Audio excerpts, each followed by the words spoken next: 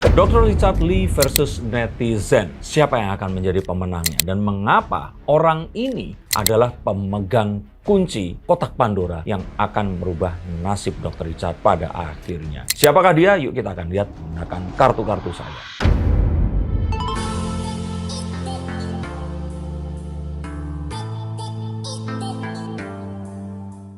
Apakah Bang Hotman Paris? Ya, dia salah satunya. Seperti kita ketahui, Bang Hotman ini di roasting oleh netizen karena dianggap membela Dr. Richard Lee dengan mengatakan bahwa apa yang dilakukannya itu bukanlah sesuatu yang masuk ke ranah pidana dan oleh karenanya tidak bisa dipenjarakan. Tentu saja ini tidak bisa dianggap sebagai sebuah pendapat netral saat netizen menganggap kepemilikan saham PT Athena yang dimiliki oleh Hotman Paris ini menjadi salah satu penyebab mengapa dia seakan-akan membela Dr. Richard Lee. Dan apa yang didugakan oleh netizen ini sesuatu yang juga beralasan jika hal itu memang benar adanya.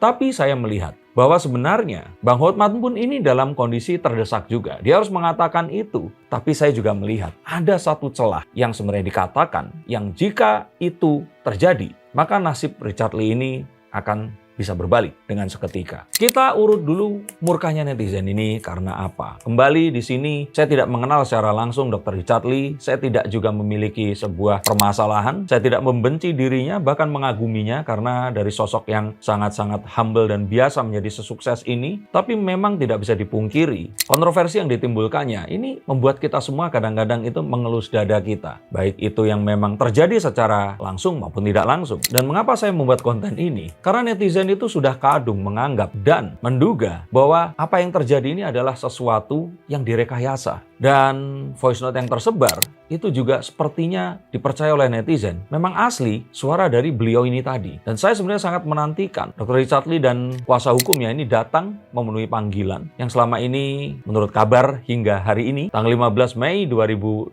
Dr. Richard Lee ini yang saya dengar masih mangkir dan belum datang, sedangkan netizen ini menanti jawaban darinya. Dan untuk itu saya katakan bahwa diamnya Dr. Richard Lee ini, saya kira malah tidak akan meredam hal-hal yang saat ini terjadi, tapi malah akan berpotensi sebaliknya. Karena kita tahu Dr. Richard ini bukan tipikal orang yang kalau ada masalah, dia akan diam. Termasuk permasalahan tentang adik angkat yang saat itu, atau terhadap Kartika Putri, dan permasalahan yang lainnya. Bahkan pernah dulu bermasalah juga dengan Bang Hotman ini. Dia bukan tipikal orang yang diam dan membiarkan masalah itu lewat begitu saja. Tentu saja ini malah akan menimbulkan kecurigaan netizen. Maka harapan saya di sini Dr. Richard Lee akan angkat suara dan bicara lagi mengenai kasus ini dan menjelaskan, karena saya mengagumi beliau juga sebagai konten kreator di podcast yang sangat kritis. Pertanyaannya ini benar-benar menohok. Bahkan saya katakan ini lebih tajam dibandingkan senior-senior podcaster lainnya, dan tidak jarang membuat para tamunya ini harus mereka ini kelimpungan dan nggak bisa jawab. Dan itu sebenarnya yang ditunggu oleh para netizen yang saat ini saya rasakan ini juga masih ingin mendukung dan berharap dia segera speak up tentang kasus ini tadi.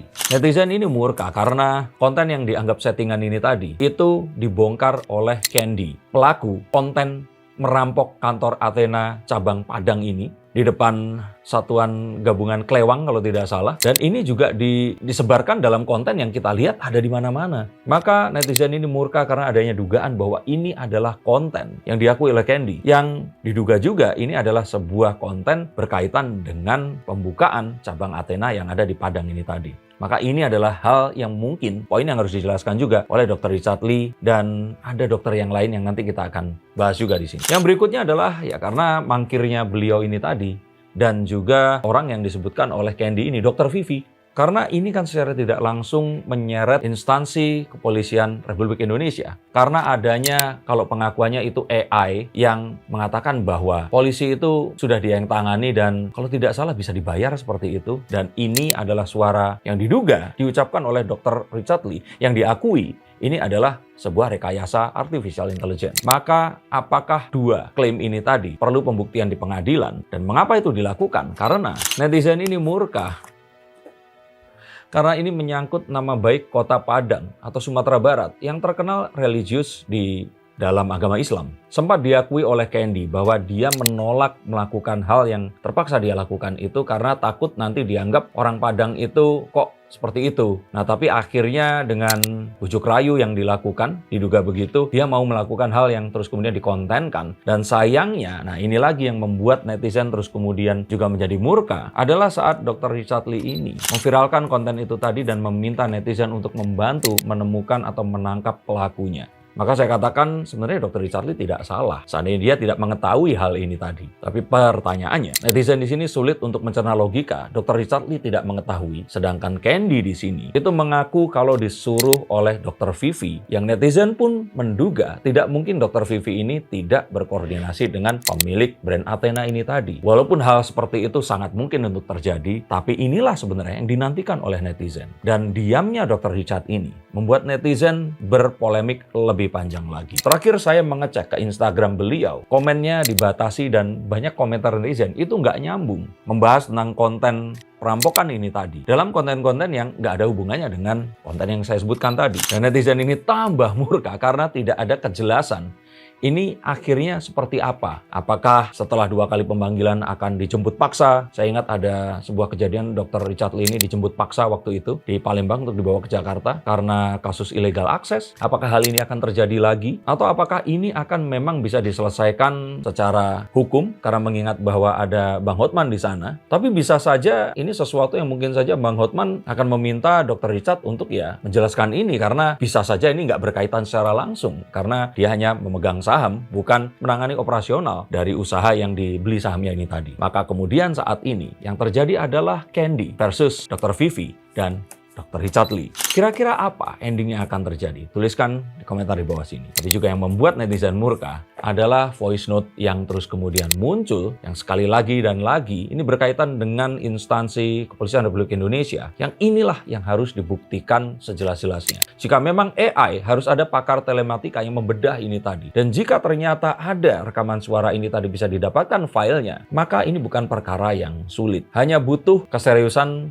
penyidik untuk menyelidiki dan melakukan penyidikan dari kasus ini tadi. Dan mengapa saya katakan bahwa Bang Hotman di sini tidak sepenuhnya membela? Karena saya katakan beliau ini posisinya juga kepepet. Dia punya saham di situ, tapi dia juga harus mengatakan, dan apa yang dikatakan yang kalau menurut saya ini menjadi kunci utama dari terkuaknya kasus ini, yaitu bahwa sebenarnya ini akan bisa menjadi kasus jika Candy di sini memperkarakan ini tadi. Jika dia merasa bahwa Dr. Vivi yang disebutkan ini memaksa dia untuk melakukan hal ini tadi. Yang mana jika Dr. Vivi ditekan, maka Dr. Vivi akan bisa juga mengatakan bahwa ada orang lain yang mengetahui hal ini. Dan jika memang itu terjadi, maka kebenaran sesungguhnya akan bisa dikuak di sini. Tapi itu bisa saja hanyalah sebuah teori konspirasi. Bisa saja Candy di sini memang merencanakan perampokan ini tadi. Terus kemudian karena sebuah negosiasi kekeluargaan, maka dia harus mengakui seperti itu. Tapi kembali lagi di sini kita akan tahu bahwa digital forensik ini akan membuka dan menguak tabir dari kejahatan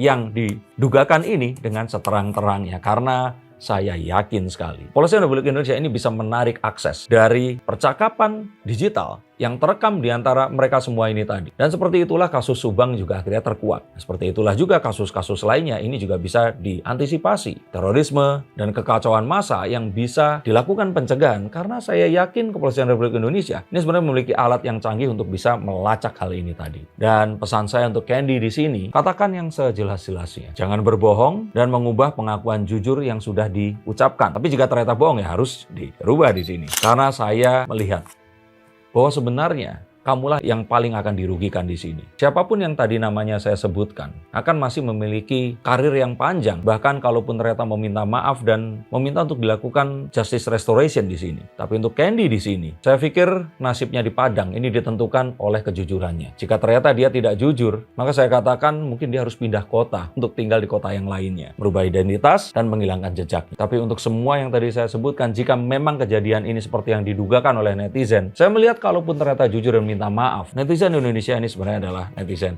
yang pemaaf. Dan asalkan ini semua dilakukan sebelum nanti semuanya terlambat dan tidak ada jalan untuk kembali. Akan seperti apa kasus ini nanti? Tuliskan komentar kalian di bawah sini. Yang ingin saya katakan adalah jangan membenci seseorang karena dirinya. Bencilah apa yang dilakukannya, bencilah apa yang difikirkannya jika memang itu keliru. Tapi jangan pernah benci seseorang sehingga kita harus menyalahkan apapun yang dia lakukan atau membela hal-hal salah yang dia juga kerjakan. Terima kasih. Sampai jumpa, dan ingat, Indonesia menganut sistem praduga tidak bersalah atas proses hukum yang berlaku. Berhati-hati dalam mengatakan pendapat kalian, dan seseorang baru akan dinyatakan bersalah jika ternyata sudah melalui proses pengadilan dan ada 2 alat bukti minimal yang bisa membuktikan jika ternyata orang ini bersalah. Sebelum itu, mari kita berdoa agar kebenaran terkuak dan hal ini tidak menjadi sebuah presiden yang akan memberikan dampak buruk kepada sosial media dan cara kita bersosial media ke depannya nanti. Terima kasih, sampai jumpa, dan salam.